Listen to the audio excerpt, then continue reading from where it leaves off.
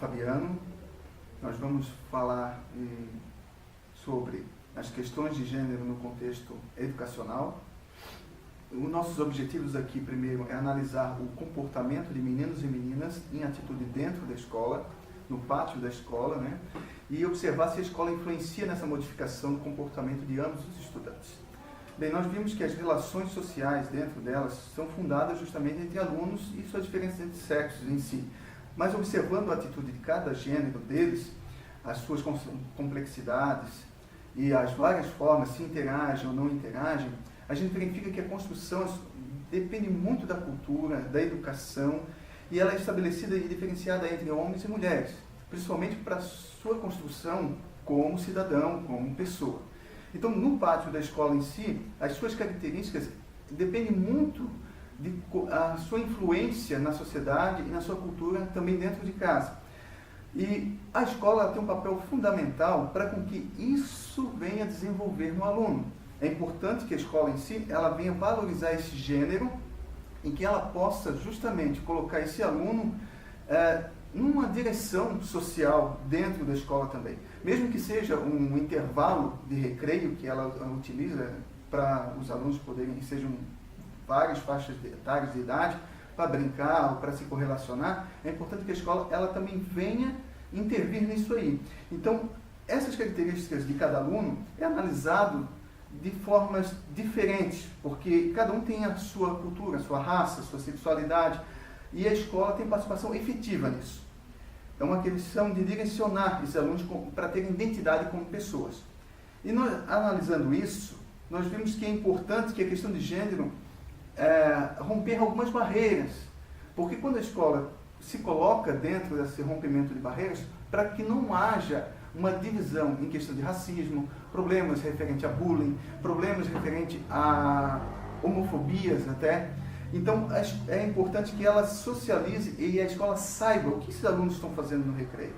Então, esses estudantes ficam em grupos e procuram o quê? O seu nível social e cultural. Isso aí é uma questão normal. Então, no pátio da escola, as crianças brincam, por exemplo, as crianças de faixa etária, educação fundamental, que são entre 8 e 9 anos, elas brincam de bola numa área X, os adolescentes ficam mais numa área Y, vamos dizer assim, mais no pátio, com celulares, formando seus próprios grupos. A gente nota que as crianças de faixa etária menores, elas se interagem de uma forma mais rápida, mais abrangente.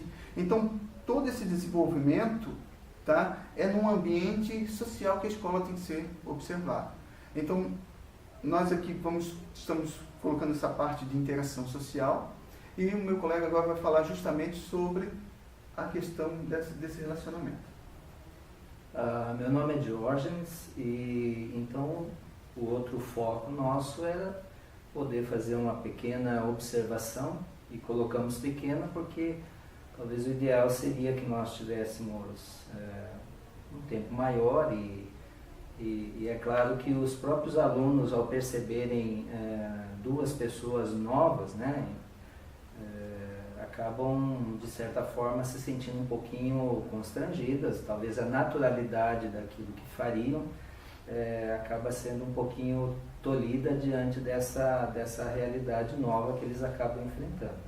Mas o nosso desafio era, então, estar observando e vendo essa questão mais do nosso tempo, né, que o Fabiano colocou, e verificar se dentro do comportamento ali, em loco, a gente teria essa comprovação, essa realidade que poderíamos fazer essa junção com a teoria que a gente deu uma pesquisada. E alguns detalhes o Fabiano já colocou, exatamente sobre essa dificuldade, de certa forma, né, de deixar o ambiente ali, especialmente no intervalo de recreio, né, quer dizer, onde as crianças elas precisam relaxar um pouquinho, brincar, e então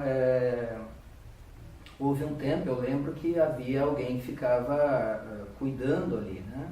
E nessa escola onde nós fizemos essa observação, a princípio assim não há essa preocupação imediata de deixar uma pessoa específica para cuidar, para verificar algumas coisas, né?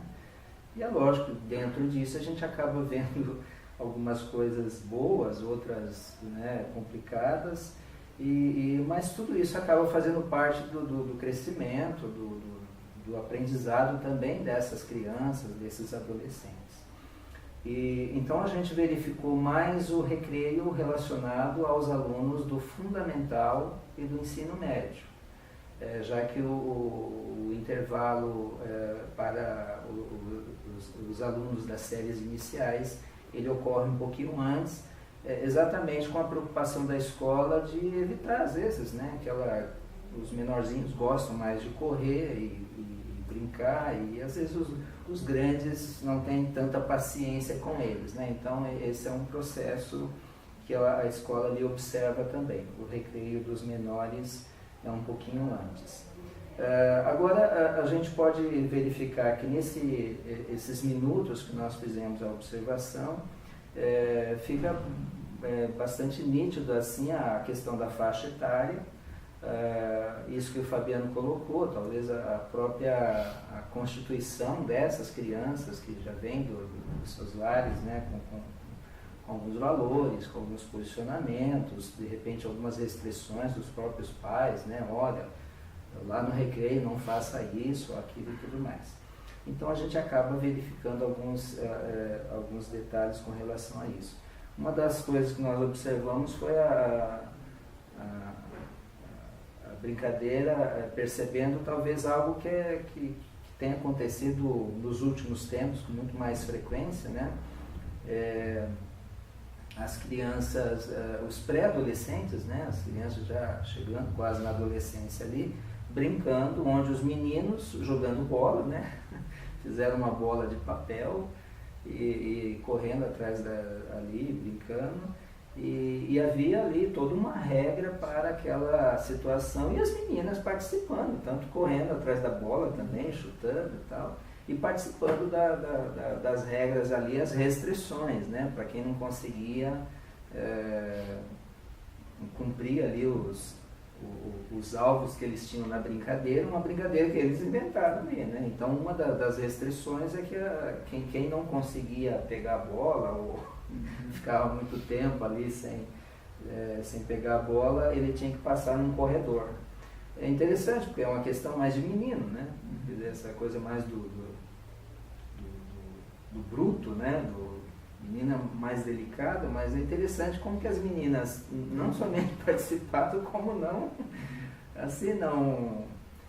levaram um tapa nas costas, né? Mas não fizeram assim, não choraram, não criticaram a atitude dos meninos e entenderam aquilo como realmente uma regra do jogo e assim satisfeitas com aquela questão. Bom, diante disso a gente percebeu assim que a gente pode verificar algumas coisas que nós vamos mostrar aqui no quadro. Nas séries iniciais, e a gente procurou focar um pouquinho mais na questão mais do feminino e do masculino, né? Sem entrar nas outras áreas, porque de repente a gente teria que ter um pouquinho mais de conhecimento, profundidade, para a gente trabalhar essa questão e para evitar também algumas situações, né? De deslize, né, no falar e tudo mais. Mas o que a gente percebeu é que nas séries iniciais, as crianças elas estão mais juntas pelo lúdico, né? Pela brincadeira. Elas não têm assim, num primeiro momento, que guerrear, né? Elas compartilham junto as brincadeiras, pega-pega, jogar bola, né? Um no outro, daí vão trocando ali, fazendo... Mas eles geralmente estão juntos, né? Então, eles estão ligados pelo que eles têm em comum, né? Que é esse desejo de brincar, de relaxar no período do intervalo. Lembrando que o nosso foco foi a questão do intervalo. Olhando mais assim para as crianças que já estão no ensino fundamental, a gente vê uma transição aqui, né? E aqui no ensino fundamental a gente já percebe que eles estão mais separados pelas diferenças, né? Então nessa transição aqui, nesse início de ensino fundamental, quinta, sexta série, eles estão assim, mais separados realmente. Não porque necessariamente brigaram, mas os vínculos são mais os meninos e as meninas com as suas brincadeiras, os seus motivos de conversa e tudo mais ali. Esse é um período onde as crianças, os meninos, né, eles vão jogar mais bola, mostrar mais a força, que já estão, né, estão começando a pegar o jeito de ser homem, querem mostrar força, querem mostrar que já sabem jogar, já sabem isso. E parece que as meninas ficam mais numa contemplação daquela situação. Parece que dá essa impressão assim, delas meio que apoiando os meninos naquelas situações. É lógico que nesse período aqui, quando já vai chegando no final do ensino médio, já começa a outra transição, que é quando os meninos já começam a se achegar mais às meninas, com outros objetivos, e aí a gente vai chegar lá. Mas uma outra coisa que acontece aqui também é a própria questão de estudar, né? É interessante que a maioria dos meninos eles estão mais dispersos, né? As meninas elas até conversam nesse momento, e aí agora a gente faz um pouquinho a referência no estágio que nós estamos fazendo, numa turma de sexto ano, onde as meninas até conversam, mas elas fazem as tarefas. Elas cumprem o que a professora colocou ali, elas estudam e tal. Os meninos, eles acabam se distraindo mais, eles levam mais a conversa a sério e o estudo na brincadeira. E acaba que o tempo termina e eles não conseguem cumprir muito o papel deles ali. Então, parece que é uma competição maior aqui, é a palavra que a gente poderia colocar. E nessa transição, como a gente estava falando antes, daí já vem mais a questão mais de afetividade e tudo mais, e finalmente entra no ensino médio, então, onde já as características do menino, da menina já estão bem formadas, né? E a ideia de colocar aqui essa ligação é porque agora eles voltam, né, a se ligarem não mais pelo lúdico, pelas brincadeiras, mas agora essas diferenças aqui se tornam atrativas nesse momento aqui, e aí começam então os assuntos mais de namoro, de relacionamentos nessa área.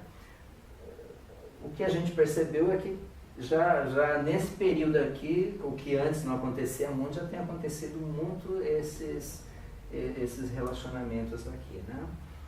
E talvez para a gente não ficar sem falar nada da questão dos gêneros, os homoafetivos, por exemplo, a gente pôde perceber que nessa escola, pelo menos 2 meninos que não temos como dizer se eles são homoafetivos, mas eles estavam mais junto com as meninas neste momento, né? Então foram algumas características que a gente viu, tanto da personalidade sendo formada, quanto as atitudes deles dentro da sala de aula.